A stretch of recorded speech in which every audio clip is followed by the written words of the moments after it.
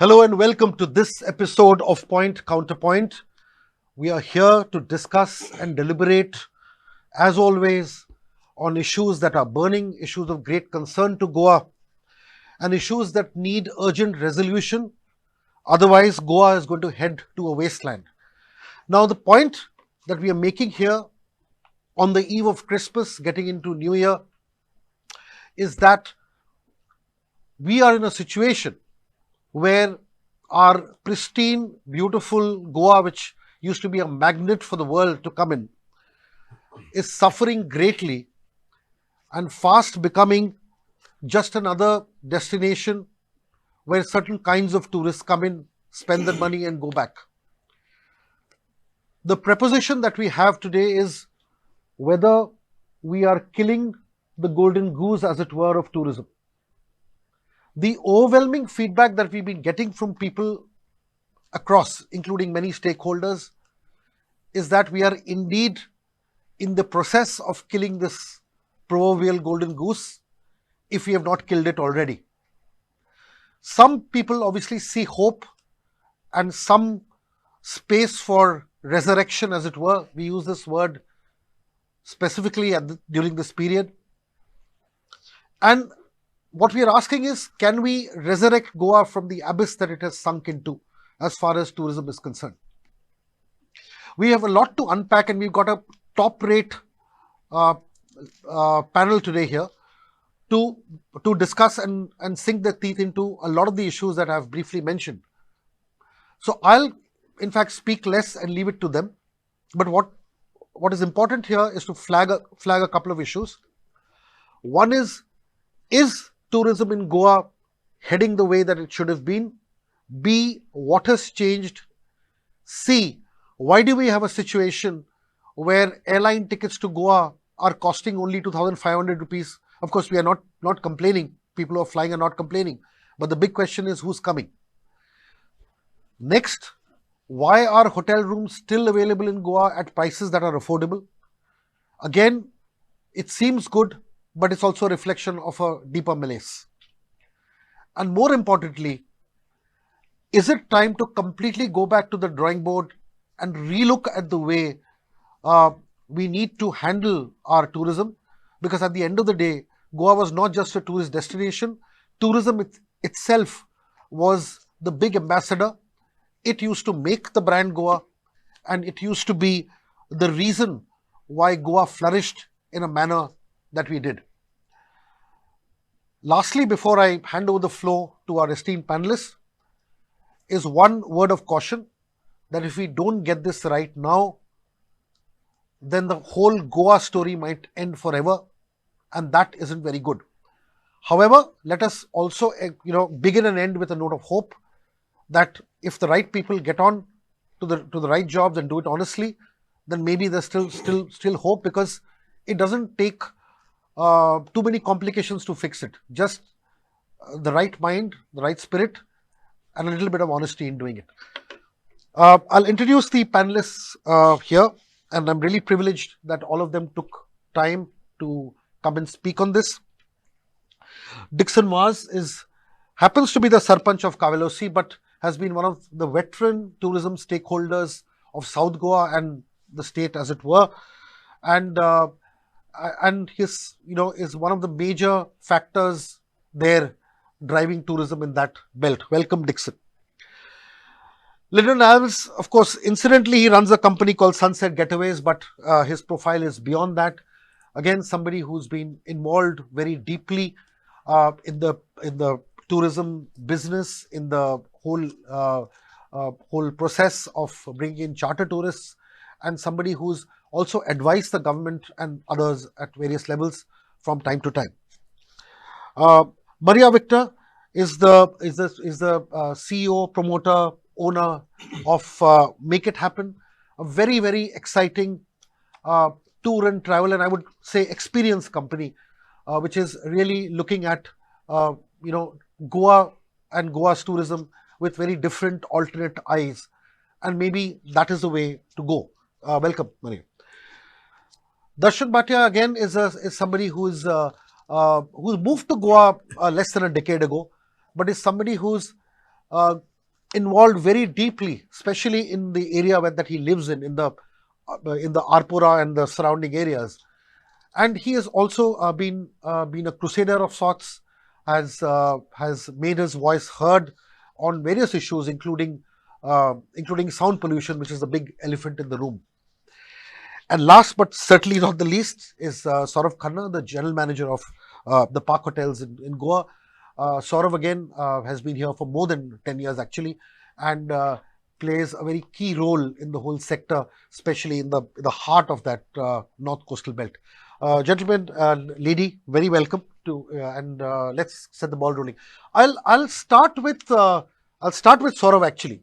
As a hotelier, Saurabh, my first question to you is, why are airfares to Goa so low and why are your rooms still empty? Yeah. Okay. Um, as everyone's aware that now post-COVID, when we Goa was the only destination, and for 3 years people could not travel internationally as much as they would have liked to. Now things have opened up, and with a lot of freebies thrown in, the visa on free visas for Indian travelers. So obviously there is it's easier to travel out, and a lot of people who've been traveling to Goa frequently for the last 3 years have sort of probably have had a boredom. There's been a Goa boredom that's set in, and they are looking at options of going abroad. Mm. Also, with two airports and the number of flights coming in have increased. Though the good thing is that most of the flights coming in are still packed, and the reasonable rates are a sort of blessing in boon, blessing for us hoteliers. Yes. So I think yes, closer to the date, I feel the rates will rationalize, but I think it's But as feasible. somebody who understands this very well, and you read straws in the wind, very nicely, don't you feel that this is a little strange? Because at the end of the day, anybody who'd be coming to go on the 31st would be doing his bookings now. He will not book on the 20th or 25th. Yes, Yes. that's true. But we had actually seen it pre-COVID also, that the time frame for booking has reduced. Right. Earlier, people would book much in advance; they would plan much in advance. But now, it's the time frame has come down to Right. sometimes 2-3 days ahead as well. Okay. For Christmas, New Year's, it is a worrying sign. But then this is something that we'd seen earlier also, and I'm personally not too worried about it. Okay. But Sure. I think Christmas weekend it's the next weekend, and it's already full, and New Year's also we still have vacancy in Goa. There's still rooms available as I see across, but I'm sure Right. that'll also be busy. DIXON, the thing is, okay, Saurav's got one point of view. The other issue that we have here, one of the issues that I'd like to flag is that, look, shacks and tourism on the beach. In the morning you used to start with hanging out in shacks. You knew the shack person. There used to be a relationship with the shack people. The whole the vibe and the spirit of tourism was kind of intrinsically linked to all this. People spend a lot of time there. Now we see that one of the biggest attractions that we all had as children and young adults and beyond was that feeling of hanging out in shacks, and that being the uh, key point of your entire Goa visit. That seems to be completely going. So if you can just flag this and any other issue, why you feel that this downside has happened. Say if you go back in 90s, Yeah. the shacks was different. The shack was a real Goan a shade where used to be, like you could have that kind of relation, Goa shack, and the policies were very, very lenient. And they could just apply and pay some fees and you start your business. Right.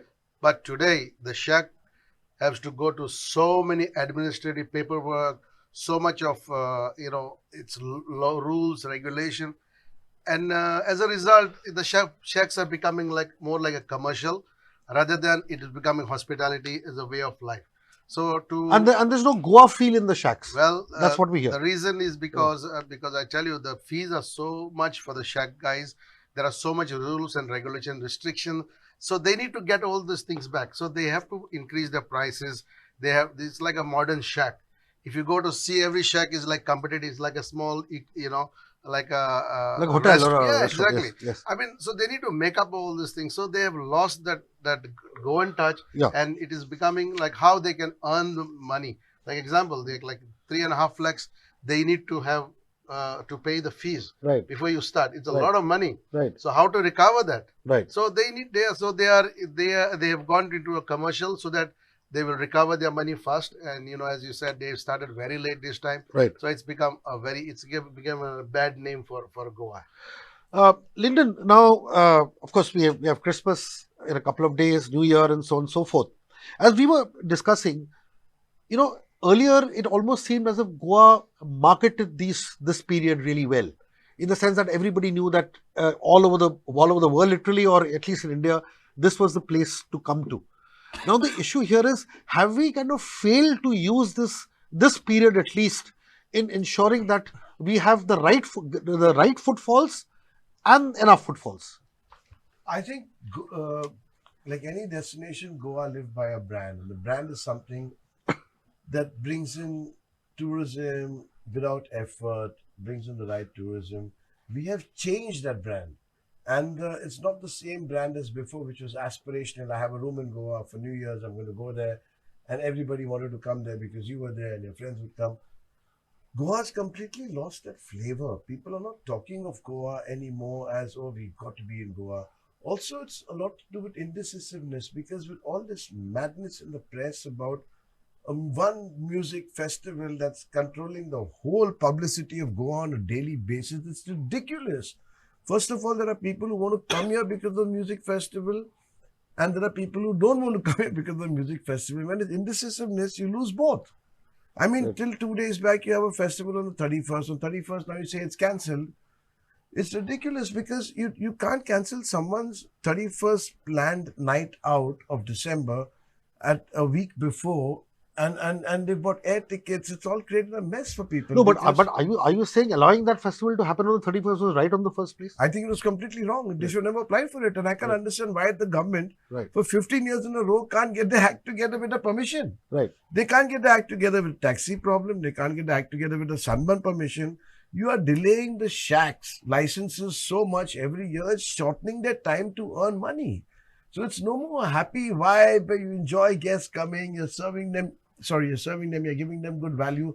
Now it is, instead of 6 months, I got 4 months, I got 3 months, what do I earn in that? And you just try to, you just destroy the whole charm of what it's supposed to have been. Correct. And we don't have a plan. We have no plan.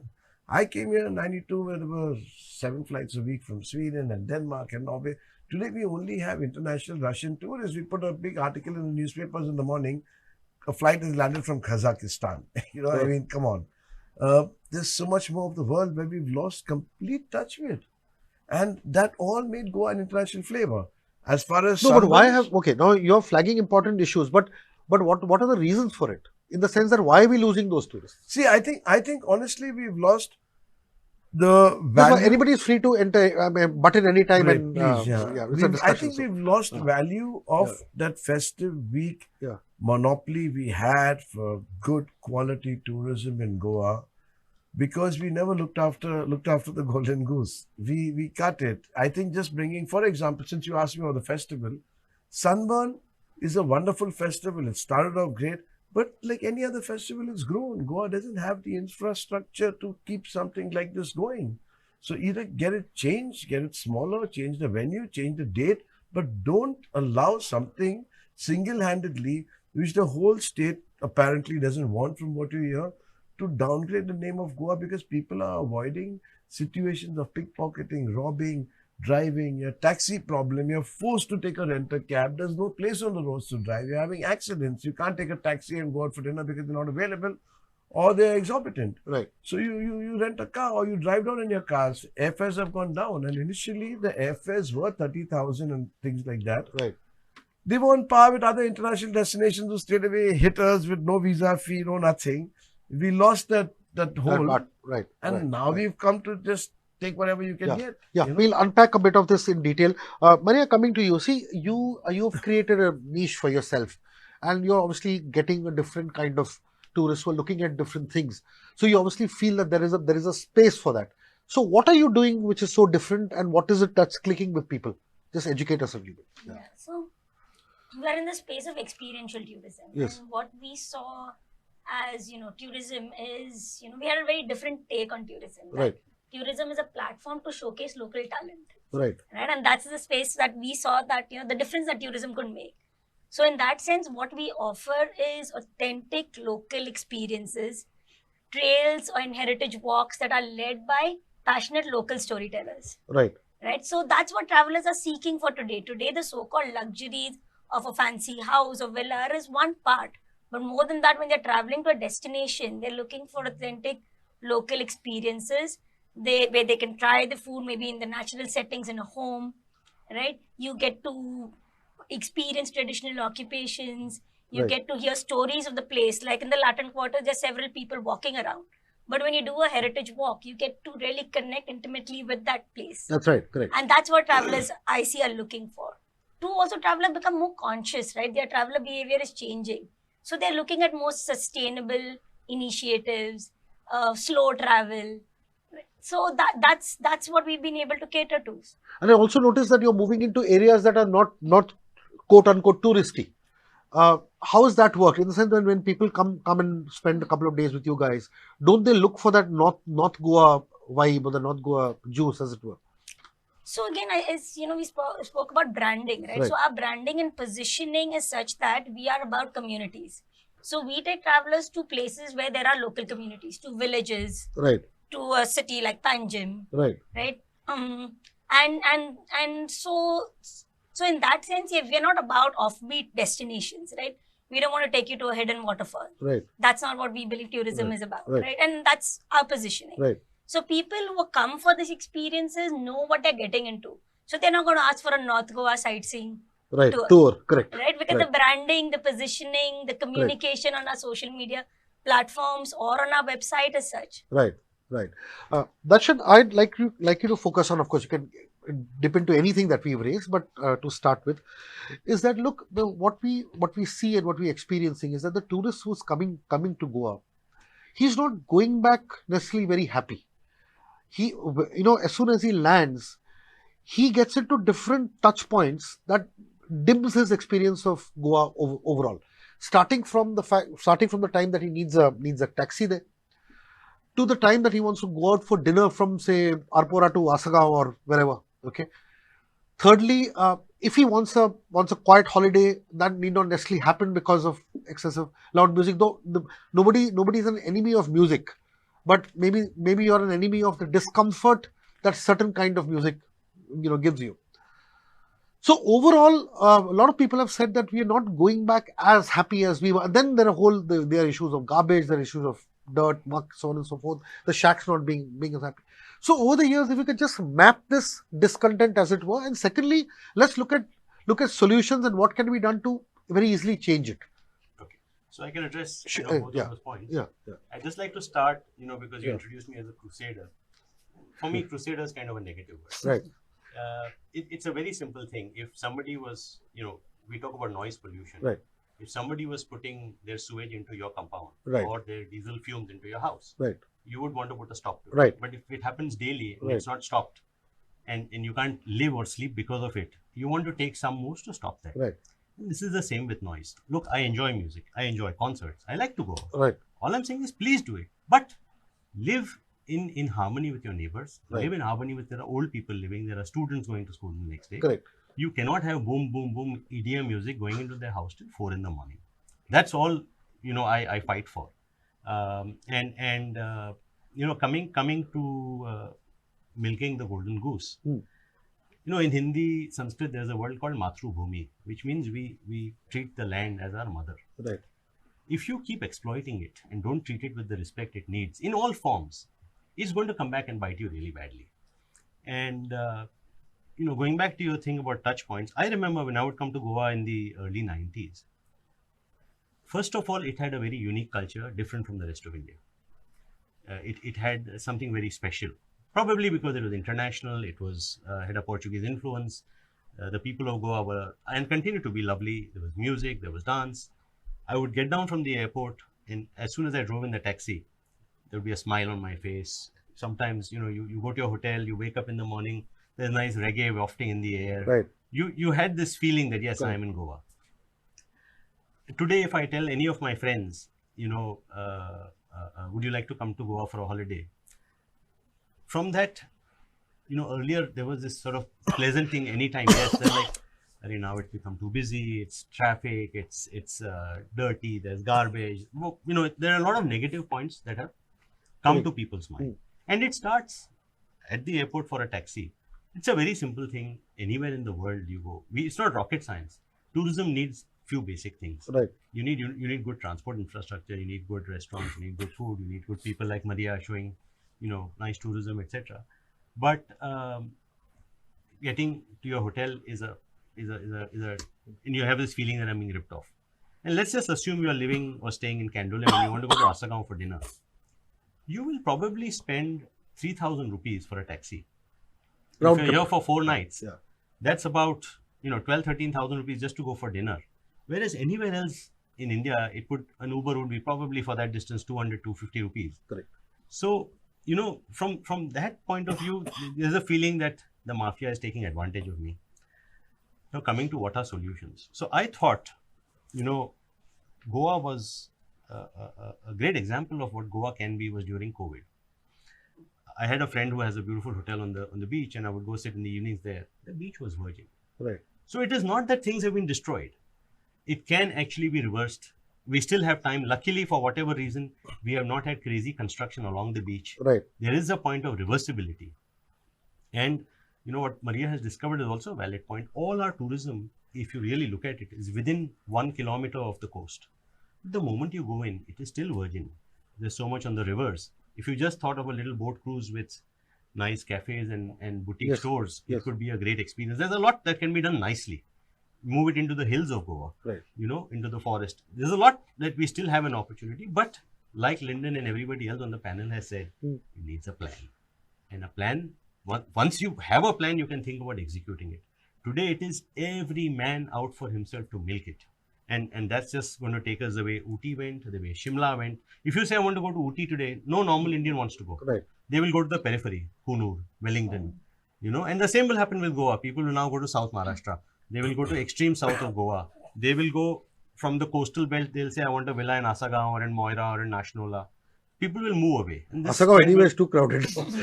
No, that's why I'm saying Moira. But Yeah. if you take a villa, it's still, Yeah. you get some peace. Correct. So this will happen. People will move away. And Right. these are warning signs that we need to act on. Correct. Saurabh, I'll just pick on the taxi issue a little bit because you probably kind of face it much more than others in the sense that because your business is completely linked to the taxi business. So he used one word, Darshan, called mafia. Okay, that's a word very few people have the guts to actually use. Okay, but the issue is, but that word is not misplaced. Okay, now as a hotelier, how do you handle this whole taxi situation? Because the feedback that one is getting is that is perhaps the single biggest point or the most potent point that has caused people to get put off with Goa. So how do you handle the quote unquote, the word that Darshan used? Okay. See, all of us understand that public transport is a big issue here. It's practically non-existent, and the taxis are Yes. just tipping you off. Right. As a hotel, the taxis have a point that as a hotel, I am also charging whatever rates I want. Right. But then as a guest, the guest has an option whether if I'm charging 10,000 and the other hotel is charging 5,000, the Right. guest has an option of choosing which hotel he wants to go in. Right. But if, again, the same example that's been used, if I go to Asagaon for dinner and I want to go back, do I have any other option? Right. I don't have any other option. Do I have a transparent option? I don't have a transparent option too. Right. So it is something that's much needed for the tourism sector. And as of now, yes, there is Goa Miles, there is the taxi app, but they don't have the bandwidth. Okay, Right. for reasons already known. Then the numbers are not enough to cater to the Yeah. to the numbers that's Right. required. Right. and as of now we still so thankfully I've been here for quite some time, and we have a good relationship with the taxi guys outside. So we've No, not, but can somebody come to your hotel and book a taxi from elsewhere, or get his friend to come and pick him up, and he drives off in his friend's car in front of the taxi guys? Will there be peace or will there be war? thankfully there will be peace. Why? How? Not why. How? See, I tell you, Yeah. when I come from a coastal place, and I know the taxi guys are Very well, obviously. Yes. Yes. See, mafia you cannot call them, because see, yesterday I read one of somebody, a minister or MLA, saying you need to keep a cap on rent a bike. I mean, that's a job of the authority, not of the politician. Right. Politicians should not get involved in tourism, fixing the rules and regulation. You go all around the world, you have the taxes. Dubai, when I was last time, taxes are so expensive. You don't feel it because you just go there and there is a certain amount to be spent for traveling, dining, hotel, and other activities. Now, these guys, there's a big difference between the Goa Miles and Uber. See, I've seen reality. Uber and Ola, they are just transporting the passengers from one end to there. There is no connection. These guys who are outside the hotels and luxury hotels, these people who spend a lot of money in the hotels, they need to be also treated luxury. They got decent cars. They got beautiful Innovas, sedan cars, and there's a No, relation. but Dixon, there's no guarantee. I mean, how I are tell you, you, how are you that- saying that the Ola and the Uber guy will not have the similar? I tell you, I mean, the thing the is, same people can get onto the Ola Uber app. I tell no? you, in star hotels, Huh. I think they deserve better quality of No, sure. better quality, because your safety is very important. These are all Goan people. No, See, Dixon, there all is I'm saying a is, record. There is no been any kind of a rape, or even if you lose a purse in the car, you're guaranteed to get it. I'm not saying that you don't need them, but you need to protect the interests of these okay, people. my point here is, of course, the issue, because since it's so linked to tourism, I'm raising it a little more.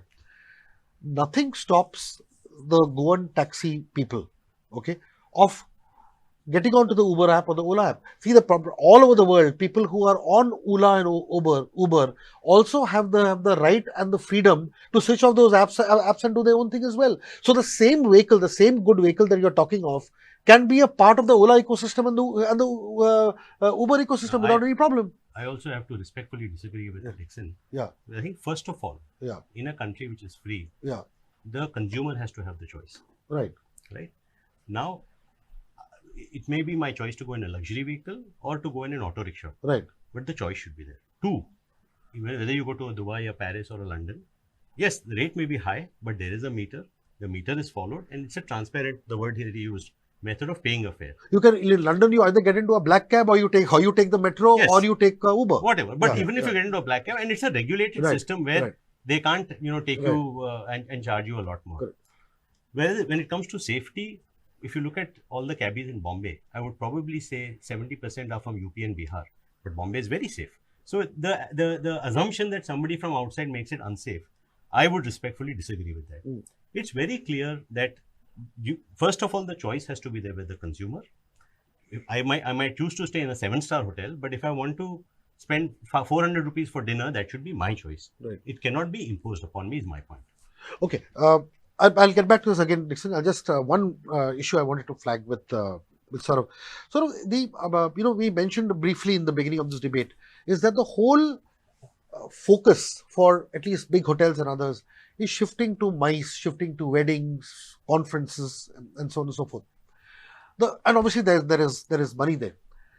Is it because there's more money there which is shifting business, which is obvious, and that's not a crime at all? That makes perfect business sense.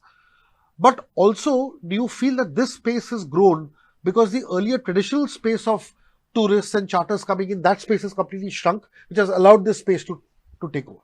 Definitely, I think both these things happened at the same time because that space moved out and this space came in, and the hotelier saw that there is more money to be made. So like earlier we would have charter contracts, and now I've always believed in the saying that don't put all the eggs in one basket. Yes. So I like to maintain my relationships with everyone, and when I meet some charter companies, I get to know of hotels which are not signing up for charter contracts because they say they're making more money on weddings. Right. Now, also what's happened is that when I came to Goa many years back, during the monsoons, we would actually officially budget for an operating loss. Those few months we would budget for an operating loss, and that's when the conferences started coming in, and the conferences has started making up for the lack loss. of tourists at that time. Post that, the wedding season started coming in, and the weddings started helping Goa tourism. So I think it's part of a cycle that's happened. And once we again start getting charter tourism back, once we also start getting the high paying tourists back, there should be some rationalization again, because again the weddings are also limited to a certain region of Goa. Right. It's not spread through across all the hotels, especially even in the coastal belt, like from Kalangut, Baga, Kanduli. You don't get too many weddings this side. It's mostly in the South Goa, the resorts, and again yes. towards Morjim. So the segment has also sort of divided. But you would agree that the charter tourism has seen a huge dip, which has led to you all depending even more and more on this, because I'm sure the percentage of your used inventory would be more towards mice and weddings than definitely tourists. it has. Yes. Yes. And obviously because this is also it's a 2-day or a 3-day event, which is giving you a bulk of dedicated business, F&B. And Yes, F&B as well. Yes. High spending. Because of those 2-3 restaurant days, space. you have to lose out on a 1-week charter booking. Right. So you have a choice of taking a 1-week bed and breakfast or a 2-day Right. great Indian wedding with alcohol. Now a hotel that's taken 3 days in the week Right. has lost 4 days of charter tourism. Correct. But it worked well because we do weddings in Goa. After COVID, there was a huge backlog of weddings that had to happen. Right. And people couldn't go abroad for weddings then. For 1 year after COVID, they were traveling to Goa. Goa became the most favorite destination in Rajasthan. And it became a new norm. So charters were given less importance. But then you're also losing the international flavor of Goa by not having charters.